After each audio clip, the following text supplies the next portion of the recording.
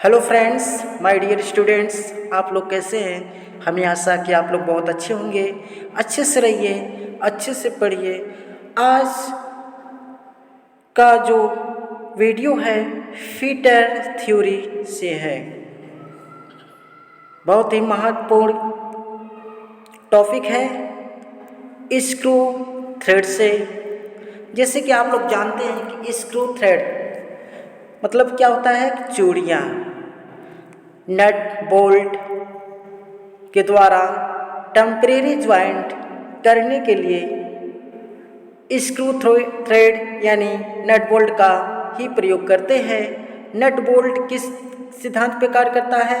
Screw thread के सिद्धांत पे कार्य करता है। वही जो थ्रेड होती है, इसके बारे में जानेंगे कि उसके कितने भाग हैं, क्या नाम उसका। और अगर आप नए हैं प्लीज़ सब्सक्राइब एंड शेयर करना ना भूलिएगा। आप अंततः तक वीडियो ज़रूर देखिएगा जिससे आपको पूर्ण रूप से जानकारी हो। चलिए स्टार्ट करते हैं कि स्क्रू चूड़ियाँ होती हैं क्या। किसी बेलनाकार या शंक्वाकार वस्तु की सतह बाहरी या अंदरूनी के हेलिक्स कोण के समान आकार के ग्रूव्स को ही स्क्रू चूड़ी कहते हैं। जैसे आप समझ गए होंगे कि किसी बेलनाकार या शंक्वाकार कोई भी वस्तु हो, जैसे मेटल होता है, उसके बाहर भी चूड़ी काटी जाती है और अंदर भी हेलिक्स कोण के समान के आकार के ग्रूव्स मतलब ग्रूव जो होता है, ग्रूव होता है, उसी को हम चूड़ी कहते हैं। चूड़ी काटने की प्रक्रिया, प्रोसेस क्या होता है चूड़ी काटने का? यह वह प्रक्रिया है जिसके द्वारा किसी बेलनाकार वस्तु की बाह्य सतह या अंदरूनी सतह पर ऐसे हेलिकल ग्रूव काटे जाते हैं। देखेंगे आपको ये दिखाया गया है कि ये फिगर के माध्यम से देखेंगे, ये हेलिकल का पथ है, इसी को हेलिकल पथ बोलते हैं। ये यहाँ से यहाँ तक का जो है इसको पिच बोलते हैं। हेलिकल पिच जो हेलिकल कोड के नाम से जानते हैं। देखिए ये आपका जो है इस तरीके से ये डाया समझाया गया है फिगर के माध्यम से। तो परिध पाइडी होता है। आप लोग अच्छी तरीके से डायग्राम को भी बना लीजिएगा जिससे ज़्यादा से ज़्यादा समझ में आ जाए। अब चलते हैं जो लगातार हो। क्या है, आपको बताया गया कि हेलिकल्स ग्रूव कटे जाते हैं और जो लगातार हो, आकार तथा कोण में समान हो और वस्तु के प्रत्येक चक्कर में एक समान बढ़ोतरी रखते हो। तो एक समान बढ़ोतरी विचार कर रहा है। देखेंगे ये देखिए ये कर रहा है, जैसे इसी तरीके से ऐसे मतलब ऐसे होता है। देखिए जैसे ये है आपको एक बता दें, जैसे यही है। अब इसमें जो थ्रेड कटा हुआ था आपका, देखिए इस तरीके से ऐसे ऐसे है। तो ये एक समान रूप से चलता हो। और अधिक जानकारी के लिए और भी बता रहे हैं आपको, जो लगातार आकार तथा कोण के समान वस्तु के प्रत्येक चक्कर में एक समान दूरी बढ़ोतरी रखते हो, उसी को हम क्या बोलते हैं? चूड़ी काटना या चूड़ी काटने का ये प्रोसेस है। अब देखेंगे स्क्रू चूड़ी के मूल तत्व, basic components of the screw threads. आप लोग फिगर में देख रहे हैं। देखिए यही जो है आपको समझाने की कोशिश कर रहे हैं कि ये आपका ये देखिए ये पिच है, ठीक है। ये आपका थ्रेड एंगल है, ये आपका थ्रेड एंगल है। और डेप्थ, ये आपका डेप्थ है, ये जो दिखा है ये डेप्थ है। माइनर डायमीटर, पिच डायमीटर आपको दिखाया गया कि मतलब जैसे प्रोसेस जो होता है काटने के प्रोसेस, देखिए ऐसे कटा हुआ है, फिर ऐसे आया हुआ है, ऐसे ऐसे ऐसे इस तरीके से ये जो है आपका क्या है, ये प्रोसेस है। यानी ये किसी बेलनाकार या शंक्वाकार जो भाग को काटा जाता है, ये थ्रेड ऐसे ही होता है। तो इसी को थ्रेड प्रोसेसिंग कहते हैं, कटिंग प्रोसेसिंग कहते हैं। और भी देखेंगे। अब चलते हैं अगले स्टेप पे। अब इसमें एक एक जो काटा गया थ्रेड है तो एक एक भाग का नाम जानेंगे कि वो किस नाम से हम जानते हैं। देखेंगे ये हमारा क्रेस्ट है। देखेंगे स्क्रू थ्रेड क्रेस्ट जिसको बोलते हैं क्या है, देखेंगे ये क्रेस्ट। अब क्रेस्ट क्या होता है? चूड़ी का सबसे ऊपरी सिरा क्रेस्ट कहलाता है। चूड़ी का ऊपरी सिरा क्या कहलाता है? क्रेस्ट कहलाता है। देखेंगे चूड़ी का ऊपरी सिरा, इसी को हम क्या बोलते हैं? क्रेस्ट। बेहतरीन जानकारी आप तक ऐसे बने रहिए, और नए हैं तो सब्सक्राइब एंड शेयर जरूर करिए। इसी को हम क्रेस्ट कहते हैं, चूड़ी के ऊपरी सिरे को भागवा। अब देखिए और आगे अगला जो है रूट। देखेंगे इसको हम क्या बोलते हैं? रूट। अब रूट क्या होता है? रूट के बारे में हम जानकारी रखेंगे। देखिए चूड़ी के ग्रू की सबसे निचली सतह रूट कहलाती है। चूड़ी के ग्रू की सबसे निचली सतह को क्या बोलते हैं? रूट कहलाती है। अब रूट यहाँ इसमें देखेंगे, थोड़ा सा आपको बता दें, रूट फिगर के माध्यम से भी समझाना भी ज़रूरी है, क्योंकि आपको अच्छे तरीके से आना चाहिए। देखेंगे इसी को जो यहाँ देखिए ये है, इसी को हम क्या बोलते हैं? रूट। ठीक है, यानी क्रेस्ट का जो चूड़ी का सबसे ऊपरी वाले भाग को क्रेस्ट और निचली वाले भाग को हम रूट बोलते हैं। ठीक है, ये बेहद ही इम्पोर्टेंट है। जो CVT या तैयारी कर रहे हैं गवर्नमेंट के जॉब के लिए, उसके भी बहुत है सही है। देखेंगे रूट क्या होता है आपको बताया गया। फ्लैंक क्या होता है? चूड़ी की गाइडों की सतह जो रूट तथा क्रेस्ट को आपस में मिलाती है, यानी क्या करती है? रूट तथा क्रेस्ट को आपस में क्या करती है? मिलाती है। उसी को क्या बोलते हैं? फ्लैंक। देखिए रूट आपका बताया गया, और इसके जो है फ्लैंक। ठीक है, रूट और क्रेस्ट को मिलाने वाले को क्या बोलते हैं? फ्लैंक। आपको दूसरे माध्यम से, फिगर के माध्यम से समझा रहे हैं आपको। देखेंगे फ्लैंक, देखेंगे ये हमारा जो क्या है? ये फ्लैंक। आपको अच्छी तरीके से जानकारी रखेंगे। देखिए ये आपका फ्लैंक है। ठीक है, इसी को हम क्या बोलते हैं? फ्लैंक। देखेंगे फिर एक बार बता दे रहे हैं आपको, इसी को हम क्या बोलते हैं? फ्लैंक। देखेंगे अर्थात आपका क्रेस्ट और रूट के जो बीच का जो होता है, उसी को हम क्या बोलते हैं? फ्लैंक। ओके, फिर आगे अगला पिच क्या होता है? पिच देखेंगे पिच क्या है?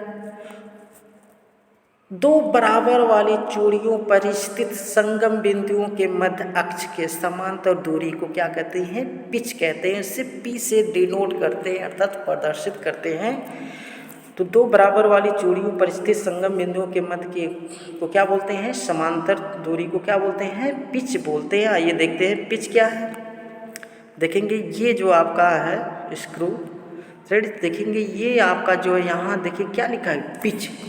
देखिए ये आपका जो है ये पिच है। ठीक है, इसी को हम क्या बोलते हैं? पिच कहते हैं। ठीक है,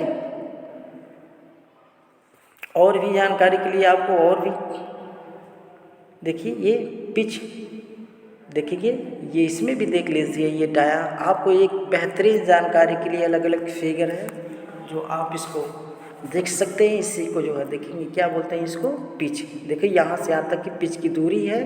ठीक है, यहाँ से यहाँ तक की पिच की दूरी है, यहाँ से यहाँ तक की, इसी को पिच बोलते हैं। और देखेंगे अब अगला जो है पिच रेखा क्या होता है? चूड़ियों की गहराई के मध्य से निकली रेखा को क्या बोलते हैं? पिच रेखा। चूड़ियों की गहराई से निकली हुई रेखा को क्या बोलते हैं? पिच रेखा। अब आपको दिखा दें कि पिच रेखा कहाँ है। आपको पिच रेखा दिखाने के लिए आपको अलग चलते हैं। यहाँ देखिए ये बताया गया पिच रेखा रूट। देखिए इसी को जो हम बोलते हैं रूट, यानी रूट तो है पिच रेखा। देखेंगे ये पिच व्यास, यही जो है दोनों के बीच का ये देखेंगे, इसी को जो है पिच रेखा कहते हैं। ठीक है, तो बताया गया आपको इस डिफिनेशन के माध्यम से आप समझ लीजिए कि चूड़ियों की गहराई के मध्य से निकली रेखा को क्या बोलते हैं? पिच रेखा। समझ रहे हैं? पिच रेखा, यही आपका जो है पिच रेखा है। ठीक है, ये अब अगले स्टेप पे चलते हैं। पिच व्यास क्या होता है? पिच रेखाओं पर पिच बिंदुओं के व्यास को पिच व्यास कहते हैं। पिच रेखाओं पर जो पिच रेखा है पर पिच बिंदुओं के व्यास को क्या कहते हैं? पिच व्यास कहते हैं। पीडी द्वारा डिनोट करते हैं। आपको बता दें कि ये देखिए पिच व्यास आपका, ठीक है, पिच व्यास अगले फिगर में देखिए पिच व्यास आपका, यही आपका जो है यहाँ से यहाँ तक का देखिए ये पिच रेखा है। अब पिच दोनों, ये पिच रेखा है, ठीक है, ये पिच रेखा है और इसके दोनों रेखाओं का जो व्यास होता है उसी को क्या बोलते हैं? पिच व्यास कहते हैं। इसी को हम क्या बोलते हैं? पिच व्यास कहते हैं।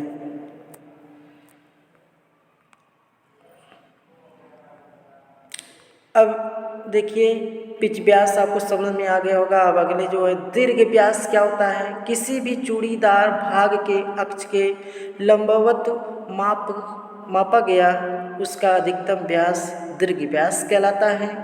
किसी भी चूड़ीदार भाग के अक्ष के लंबवत मापा गया उसका अधिकतम व्यास दीर्घ व्यास कहलाता है।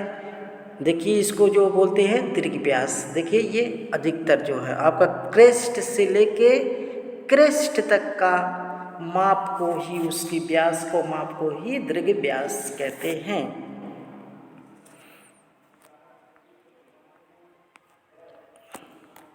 ये दीर्घ।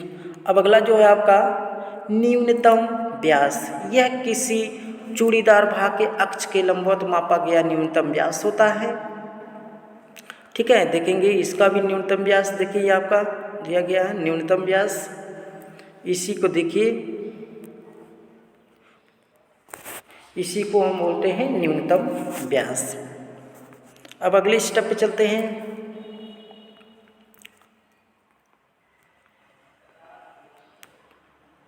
चूड़ी की गहराई, डेप्थ ऑफ थ्रेड्स। देख रहे होंगे चूड़ी की गहराई।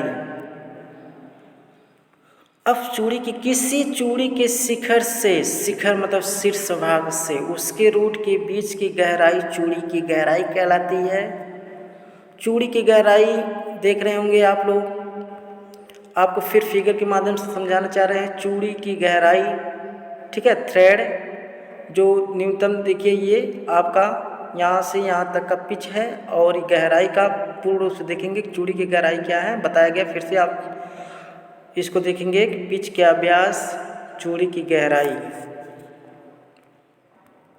देखेंगे। ये किसी चूड़ी के शीर्ष से उसके रूट के बीच की दूरी को चूड़ी की गहराई, देखिए रूट की जो बीच की दूरी है उसी को चूड़ी की गहराई डेप्थ बोलते हैं। देखिए ये आपका बहुत ही अच्छा समझाया गया है। देखिए इसको हम चाहते हैं कि आप लोग अच्छे तरीके से समझिए। ठीक है, यहाँ से यहाँ तक मेजर डाया और माइनर डाया के बीच का जो अंतर होता है उसी की डेप्थ यानी चूड़ी की गहराई भी बोलते हैं।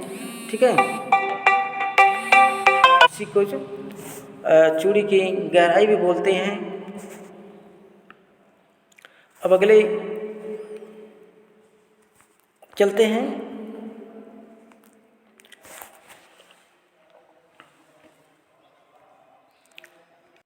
आप लोग समझ गए होंगे कि चूड़ी की गहराई क्या है। अब चलते हैं दूसरी चूड़ी कोण।